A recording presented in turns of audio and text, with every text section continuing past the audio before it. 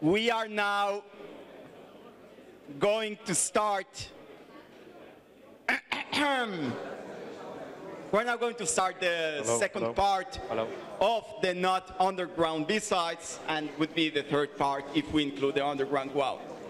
We expect that you will be also participating in next year's Underground, so you know, next year is going to be probably a challenge, so be ready for it. So anyways, Yair, you are our next speaker. Good luck. Thank you.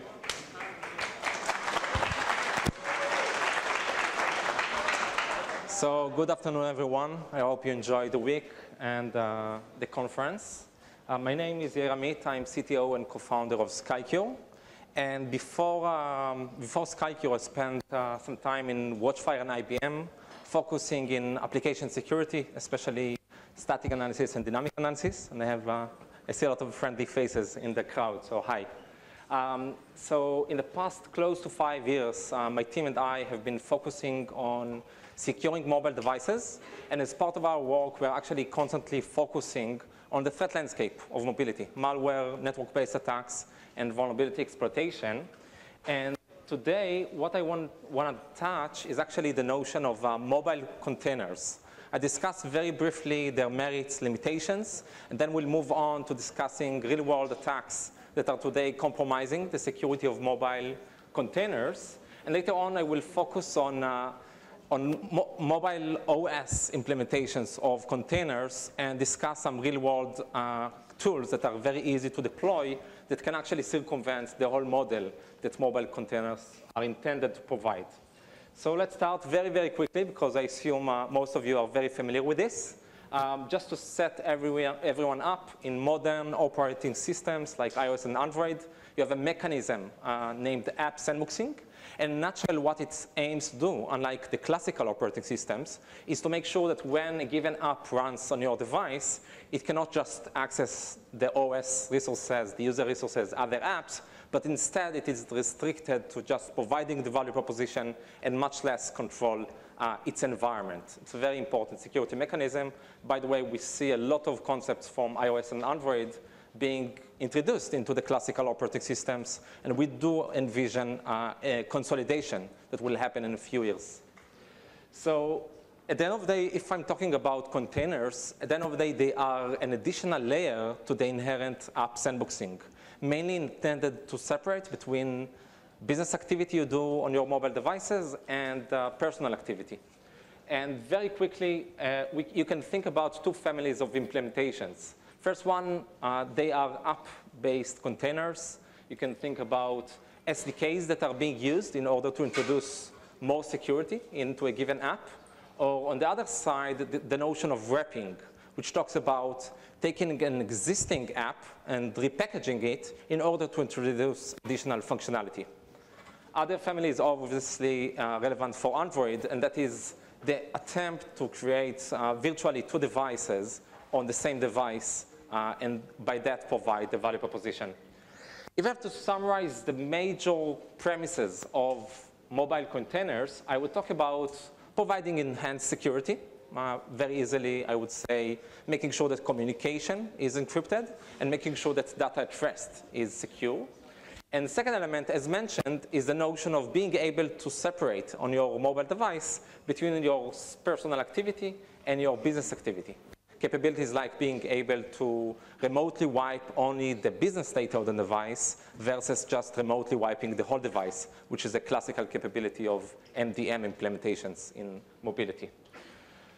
Needless to say, these approaches also have a better user experience when it comes to OS level implementations. But I would say that when it comes to the problems with containers in terms of design, there are a few very major problems. First of all, and I'm sure you're very familiar with this, when it comes to using SDKs, the problem is obviously that when the SDK is being updated, all the apps that utilize the SDK has to get updated again and be deployed to the users. When it comes to wrapping, the problem is actually the opposite. Every time an app that you've wrapped in order to enhance its security is released with a new version, you as IT in the organization have to repackage it again. Obviously very, very cumbersome. In addition to that, SDKs, I think the biggest problem with SDKs in the real world is obviously that they only manage to get to a subset of applications out of millions if you're thinking about mobility, and that's a very, very a very hard uphill battle. When it comes to repackaging or wrapping, that's obviously very easy to be done in Android and iOS, but due to regulations of Apple, as an example, in order to wrap in a legitimate way and comply with the regulation of Apple, you have to get the consent of the developer of the app that you're trying to repackage. And when it comes to OS-level implementations of containers, obviously, Apple has yet agreed to do something like that. So it's an Android-only capability. And I think like most systems, the moment the device is compromised, the moment the operating system is compromised, obviously nothing that runs on it can be really relied on. So the rest of my time, I'm going to actually focus on those two premises and compare them to the real world situation. Okay? I'm going to talk about how secure those solutions are and how they can be bypassed, as well as talk about the notion, the biggest value proposition of separation of duties. So let's start. First thing we're seeing in the wild is that obviously any implementation of a mobile container has some kind of an attempt to identify if a device is jailbroken or rooted. I've just listed a bunch of approaches that allow that, very classical approaches. And one of the things we're seeing in real-world attacks is the following. If a device is jailbroken, for example, the moment it is jailbroken, the attacker would try to hide its presence, obviously. So one of the things we're seeing is that an app, let's say a given popular container that has a jailbreak detection technology, would be actually impacted by injecting a dylib, a library, into the process of the container in that case. And while the implementation might look for the existence of certain files on the operating system to indicate the device is compromised, obviously by injecting a dylib, the first thing that the attacker would do is to actually patch the relevant functionality and hide the existence of the jailbreak. Needless to say, the second thing they will do is to try and start to steal the corporate data from the app context. I must say that today, the state-of-the-art technology is obviously not trying to just look for the existence of jailbreak, but instead try to see indicators of compromise, indications that someone is actually meddling with their own process in order to deduce that the device is now in an unacceptable situation. Another example is malicious profiles. By the way, how many of you are familiar with this problem? Cool, it's amazing. I'm asking this every year in the past 4 years. So it's always interesting to see the changes. It's actually a SkyQ research. We've been working with Apple for the past 4 years about this problem. This problem is not it's not a vulnerability. It's actually a design issue in Apple iOS that allows to do some surprising things to up-to-date iOS devices. Actually, in the past 6 to 12 months, Apple has improved their implementation, but this is only mitigation. So in a nutshell, configuration profiles is a mechanism that allows, by design, to actually bypass app sandboxing. It's a way to configure your device. And one of the things we've seen over the years is that malicious actors actually create such profiles, and they set them in a way that once you install them on your iPhones or iPads, they would do mainly two things. First of all, they would install a root CA on your device, making later on the work of the attacker much easier. And secondly, they will somehow find a way to reroute your traffic by setting APN settings, proxy, VPN tunneling, whatever. That combination together actually allows attackers to not only watch and monitor and change your unencrypted communication, but also encrypted communication of any app that does not have certificate pinning, which is, by the way, most apps today. So email communication, exchange credentials, etc., are very easily hijacked that way. Just to clarify, this is obviously something that an app developer can rectify. The classical approach is using certificate pinning, which is in a nutshell the notion of utilizing the fact that in mobility, the client side and the server side are actually owned by the same developer. And therefore, there is no need to rely on the certificate chain of trust of root CAs. And therefore, by pinning the expected certificate that is returned when a TLS SSL session is established, you can actually remove the reliance on root CAs and therefore the problem that I've just highlighted. Because of time limitations, I'm not going to get into it, but there are many, many reasons why certificate pinning, even today, is actually a rare capability in mobile applications. So let's continue and maybe start to talk about, I think, the more interesting aspect here, which is a framework named Android for Work. It was actually introduced in Android 5, so most devices today actually support that capability. And I want to share a few moments to explain the design and the premises of Android for Work. By the way, how many of you own Android devices? Amazing, wow. Okay, so the idea is that way. The idea is that at the end of the day, when an organization looks at a given device, especially bring your own device, obviously there is the terrible problem of having your employee's child do stuff with your mobile device, and also having most sensitive information on the device. And therefore, the notion of containerization really makes sense. So the idea there is that the Android for Work actually creates a seamless experience in which there are virtually two devices on the same device. One environment is personal, it's totally unguarded, and it might be compromised. The premise is there is another environment, which is flagged by Suitcases apps, which is only used for business. And that environment is actually highly restricted. You cannot just install apps there. Everything is monitored. And that design is very interesting because it allows two important things. First of all, the premise of privacy, meaning employee can do whatever they want to do on the personal persona. Nobody can see what they do, and nobody should care because of the second premise, which is security. No matter how many mistakes you've done on the personal persona, business persona should not be impacted in any way. So just to make it a bit more concrete, in here I'm sharing an example of Android for Work. We see that we are now in Gmail in the work persona. We're downloading a PDF. And when we would open the personal downloads folder, we would not see the file. When we open the downloads folder of the business persona, we see the file, we can read it. Very, very simple. Okay, so when we looked at it, obviously, we tried to understand how strong that design is.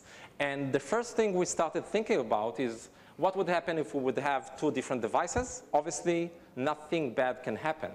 But the notion of trying to combine between good user experience and security has always proved to be a great ground for looking more deeper.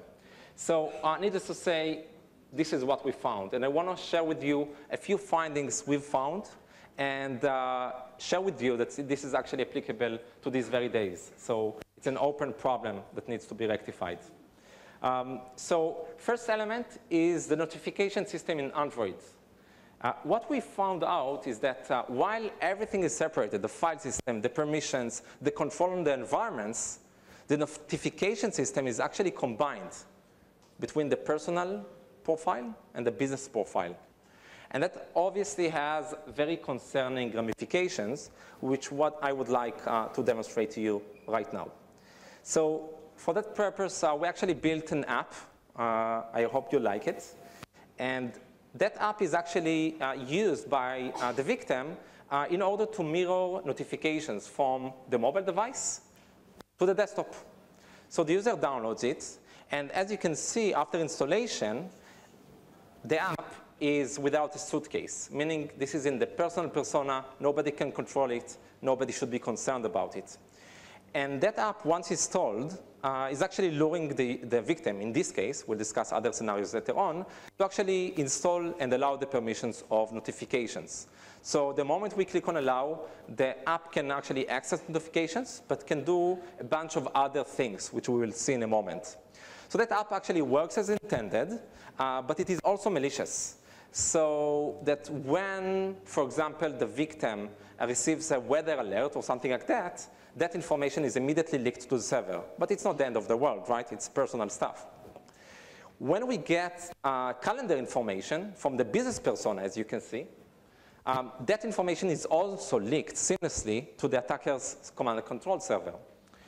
And at the end of the day, I want to share another thing which is much more concerning, and that is the fact that in addition to being able to actually leak part of emails being received through notifications, as you know, all of you that use Android, you have for yourself quick actions, right? Reply, archive, stuff like that. It turns out that the API obviously allows that as well. And I want to share with you what that combined can allow to be done. And it's actually outside of the scope of the mobile device. In this case, the attacker takes his computer, logs into the Slack page of the organization that he's trying to target, and is starting to recover the password. Needless to say, the password is sent to the email of the victim. In a matter of a few seconds, a few things happened. Actually, 3 things happened. First of all, we got the recovery link, right, to the password. Secondly, we used the ability to actually hide the notification immediately so the user doesn't see it. And most importantly, we just archived the recovery email. So when the victim goes to his desktop, he would not see the recovery email, okay? Just for your joy, I'll use a few more seconds. And obviously, the attacker takes the link, goes to his computer, and game over, right? So just as an example, I think it's an interesting example because at the end of the day, if you think about notifications, it looks like a very weak set of capabilities, but yet we can see real-world scenarios where this can actually close a nice attack vector. So I'll move very fast. Obviously, the flow is pretty straightforward. We gain the permissions, and then we act. We call it an up-in-the-middle attack because we are dropped in the unguarded environment, the personal environment. Nobody catches us. Nobody knows we're there. From one side, we have a leg in the CNC server. The other leg is obviously in the business persona. OK, so when we continued looking, we got to, I think, one of the most problematic frameworks in Android. In general, I think in any operating system, we've seen many, many problems that are a result of a very important set of capabilities for visually impaired people with disabilities, and that's accessibility features. By design, they provide something powerful. But when you think about Android, the framework actually does a few things. When you gather, as an app, the accessibility permissions, what you can practically do, for obvious reasons, is to break the notion of app sandboxing, right? Accessibility permissions allow an app to actually read what happens in other apps, to actually perform actions in other apps. That's very useful to reading your emails for visually impaired people, but it's terrible for the security of the system. So this is all known. We actually published this in the beginning of 2016 in RSA conference. Since then, there was a lot of follow-up research by a lot of researchers in the world. Later on, I can share some details. But what was surprising for us is that set of capabilities, again, they are shared and they are global between the personal persona and the business persona, meaning that all the problems that we already acknowledge are actually easily transferable to jumping between the personal persona and the business persona. And that's obviously, I would say, close to unacceptable, but it is a reality. And I'll just use a few moments to share an example. In this case, we created StickyWiki. By the way, I recommend using it. And what it allows you to do is to actually use the wiki term throughout Android and get wiki terms information. In this case, what the attacker has to do is to lure the victim to do a very, very concerning flow of clicks. Actually, 3 clicks that allow the app to gain accessibility permissions. Android was designed in order to make it very, very disturbing to allow such capabilities. We'll discuss later on what can be done about this in the world. But once this is installed, that means that the user can practically go to any app they want to use, and then, for example, look for Rick and Morty and see the wiki page about it. Again, very, very recommended. So obviously, when we go later on and go to any app on the device, any app, the attacker can actually take what you're seeing and leak it out to the server. as explained, it's actually not only about watching what's going on. It's actually about the ability to remotely control anything and perform actions on our behalf. So think about your emails, think about your bank accounts, think about two-factor authentication. For many years, we know that SMS is a bad vector for two-factor authentication for a variety of reasons. So many organizations have moved to dedicated authenticator apps, right? Seemingly innocent, seemingly very secure. The most secure organizations actually take the authenticator app and put them inside Android for work. Using such a simple attack, the whole model of securing two-factor authentication fails.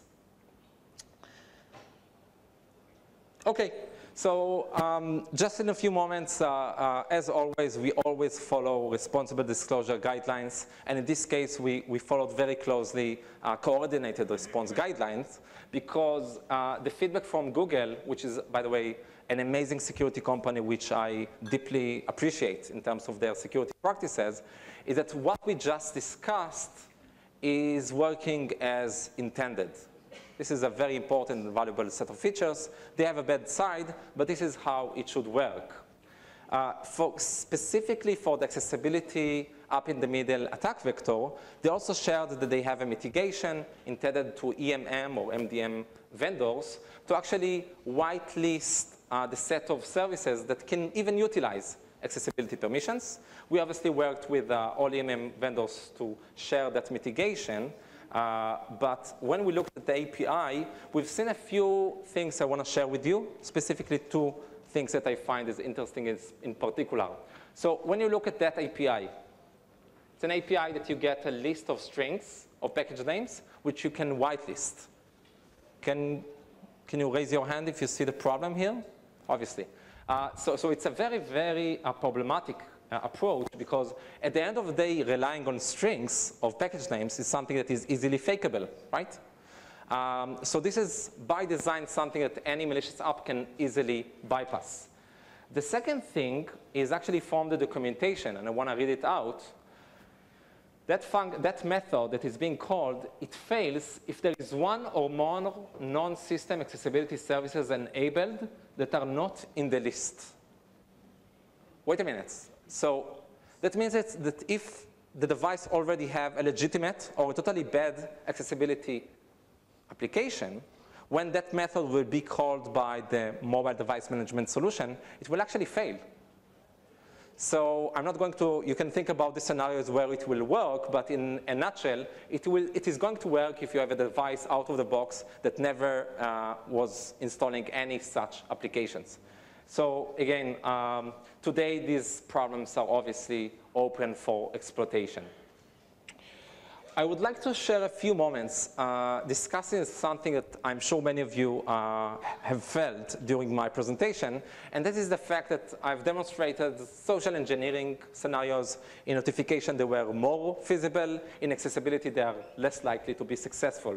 And at the end of the day, there is another issue, and I think one of the speakers before mentioned that old things become new again. So one of the techniques that I'm going to share a few moments to discuss, we published and discussed last year as accessibility click checking. This was actually a very bad naming that was done on purpose as a reference to the great work that was conducted a decade ago by Jeremiah Grossman and Arsenic in the field of web application security. Click checking is a concept that was widely discussed 10 years ago. So the idea is to be able to do what I've shown you previously in this presentation without having the victims be aware that they are doing what they are doing, okay? So because of the limitation of time, I'm going to cover the beginning of that pretty long process of identifying ways to implement accessibility tap checking or other kinds of tap checking in Android 5 and 6 Plus. I will just give you the gist of the idea of those attacks. So one of the mechanisms that is actually widely used even by Facebook is a mechanism named draw over apps. And if you look at that mechanism that allows an app to draw over any other app, you can see two interesting flags that are very important when it comes to such attacks that I'm referring to. First one is system alert window. The idea is to be able to just overlay over any kind of other app. used, by the way, many times for banking overlay attacks. But when you combine that with another flag, which is named flag not focusable, that flag talks about the notion that if a tap is conducted on that overlay, the overlay will not receive the tap and will propagate the tap to the underlying layer. So I'm seeing a lot of smiles in the crowd. Obviously, if you combine that with any kind of interesting APIs like accessibility, you can start to do pretty interesting things, right? So let's see an example for that. So this is a movie from a year ago, so UI is less impressive, I apologize. We've created an app named Rick and Morty. It's a whack-a-mole-like game, right? And when you start playing the game, you start seeing missecs, right? So I'm clicking once, I'm clicking second time, and then I'm clicking the third time. It's a very good game. I recommend it to you all. What practically happens, needless to say, behind the scenes, the layer below us is obviously that warning, that very concerning UI for approving accessibility. So it's the second click, and now third click. So practically in that very moment, after 15 seconds of a game, we got what we needed to do all of the damage I've been discussing.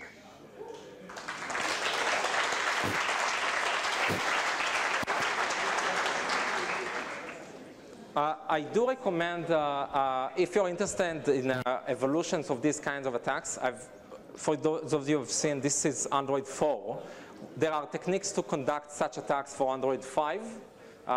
It's a pretty cool technique we published earlier, and also for Android 6 Plus. So a lot of discussion by many researchers. I've just listed a few resources that discuss this. So just to summarize, at the end of the day, up in the middle is not something that is specific for Android for work. It's the notion of utilizing frameworks in the Android operating system that remain active for almost all of us, and using them in order to create pretty concerning things affecting our personal life and business life. And I think it's an amazing example for the ongoing trade-off between really the importance of user experience and the security ramifications of making it easier for us to use. So thank you so much, and I hope you enjoyed the rest of the conference.